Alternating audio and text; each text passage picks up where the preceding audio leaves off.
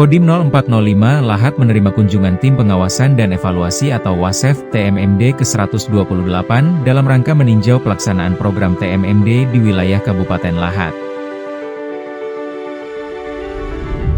Kegiatan tersebut turut dihadiri oleh Wakil Bupati Lahat dan unsur terkait lainnya.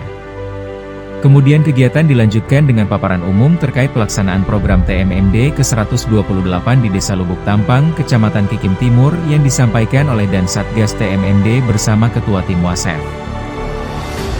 Selain itu, Tim WASEV bersama jajaran pemerintah daerah juga melaksanakan pembagian bantuan sosial berupa sembako kepada masyarakat.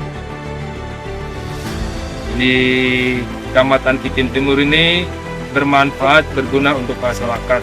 Pesan saya apa yang sudah ada tolong dipelihara bersama-sama, sehingga tidak hanya dibangun saat ini terus besoknya udah nggak berguna lagi, tapi bisa berguna untuk selanjutnya.